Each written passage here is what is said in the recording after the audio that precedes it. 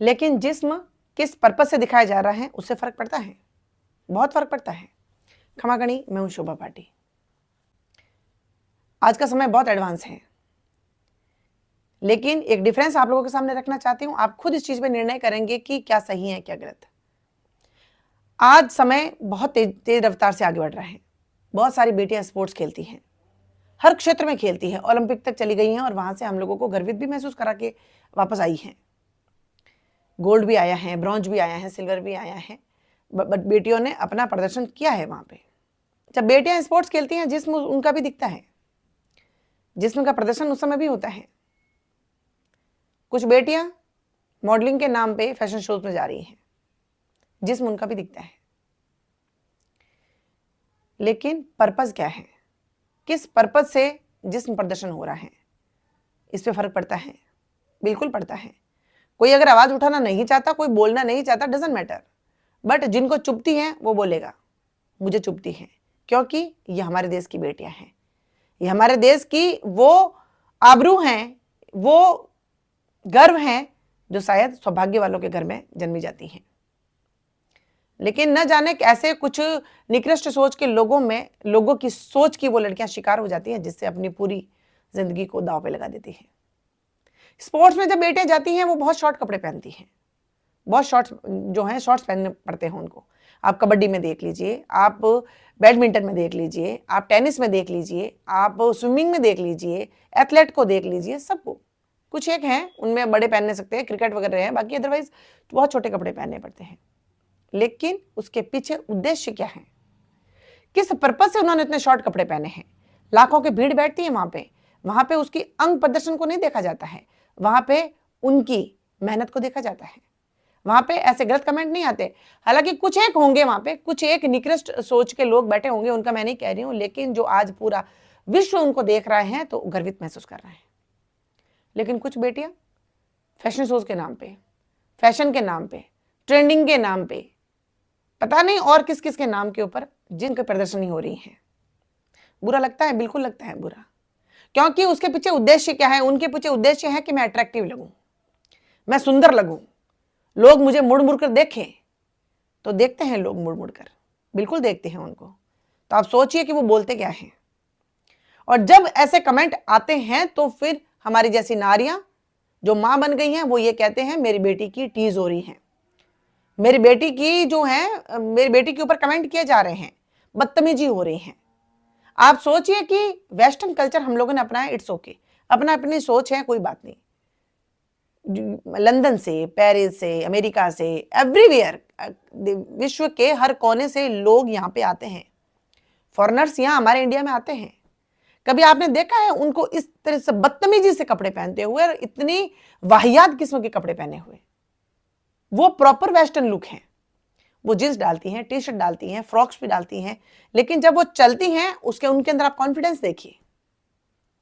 वो जिस्म की प्रदर्शनी करने के लिए नहीं पहनती हैं, वो उनका कल्चर है इसलिए पहनती हैं। उनको कोई फर्क नहीं पड़ता है कि कौन क्या देख रहा है, कैसे नहीं करता है। उनमें उनका कॉन्फिडेंस का लेवल अलग होता है।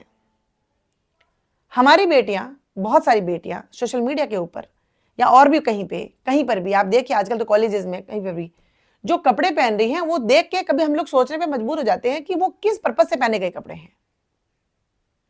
फिर उसके बाद में जब ऐसी चीजें, जब ऐसी वाहियात चीजें जब किसी की आंखों के सामने गुजरेगी, चाहे पुरुष हो चाहे महिला हो, लड़का हो या कोई भी हो, वो कुछ तो बोलेगा, क्यों नहीं बोलेगा। जो बच्चियां स्पोर्ट्स में गई हैं उनके ऊपर तो नहीं बोला जाता, क्योंकि उसका उद्देश्य अलग है। आप अगर किसी उद्देश्य से कोई कपड़े पहन रहे हैं तो आपका उद्देश्य क्लियर होना चाहिए कि आप किस उद्देश्य से पहन रही हैं। आजकल ऐसे घटिया किस्म के, ऐसे वाहियात किस्म के, ऐसे फोड़ भरे आजकल फैशन शोज होते हैं। बेटियां मॉडलिंग कर रही हैं वहां पे। एक कारपेट होता है, रेड कारपेट कहा जाता है, जो थोड़ा सा हाइट पे होता है, ऊपर होता है। उसके आसपास में कुछ निठल्ले लोग होते हैं जो बैठ जाते हैं लाइन बना के। उसमें बेशर्मी की लिमिट देखिए आप, कि महिलाएं पुरुष सब साथ में बैठी हुई हैं। वो खुद महिला एक महिला को जज कर रही हैं वहां पे, और वो जो रैंप वॉक कर रही हैं उनसे थोड़ा नीचे रखा जाता है और वो लोग नीचे बैठ के उनको देखते हैं। और अब आप सोचिए कि उस फैशन शो में वो किस चीज का ऑब्जर्वेशन कर रहे हैं, किस चीज का कर रहे हैं, वो क्या देख रहे हैं। वो अगर उनको अटायर देखना है, फैशन देखना है, कपड़े देखने हैं, तो फिर कपड़े पूरे होने चाहिए उन शरीर के ऊपर। कुछ एक कपड़े होते हैं, कुछ एक दो कपड़े होते हैं, उनको भी काट फाड़ के लटका दिया जाता है ताकि जिस्म की प्रदर्शनी पूरी हो। यानी आप कह सकते हैं कि वो फैशन शो जो है वो कपड़ों का फैशन शो नहीं है, वो एक जिस्म प्रदर्शनी का फैशन शो है। वो क्या दे रहा है देश को, क्या सिखा रहा है? उनको अवार्ड देना चाहिए। वहां पे वो लड़कियां चुनी जाती हैं और वो गर्वित महसूस करती हैं। बहुत पुराने समय से फैशन शोज होते थे, वहां पे अलग अलग कल्चर के कपड़े पहना के बताया जाता कि कौन सा कल्चर जो है बहुत ही आगे बढ़ चुका है और कितना एडवांस हो चुका है, और वो तरीका फिर भी ठीक था। लेकिन आज समझ में नहीं आता कि वो ऐसे कपड़े जो पहना के जिनसे रैंप वॉक करवाया जाता है, वो कपड़े कहां पहने जाते हैं और कब पहने जाते हैं और कौन पहनता है ऐसे कपड़े। भगवान ने इतनी सुंदर कलाकृति एक इंसान को बनाया है, और कैसा उनको वहां पे सबको वहां पे इस तरीके से वहां पे जोकर बना दिया जाता है, पागलपंती बताई जाती है, और इस तरीके से वहां पे फैशन शोज करवाए जाते हैं और लड़कियां वहां पे जो चाहे चलती हैं, और उसमें भी मतलब इतनी होड़ मची है कि वहां में लड़कियां जाने को मर रही है, क्योंकि वहां पे वीआईपी लाइफ मिलती है, उनको वीआईपी ट्रीटमेंट मिलता है उनको। इसलिए आज भी वक्त है, बात शॉर्ट कपड़ों की नहीं है, बात शॉर्ट कपड़ों के पीछे उद्देश्य की है कि किस उद्देश्य से आपने वो कपड़े पहने हैं।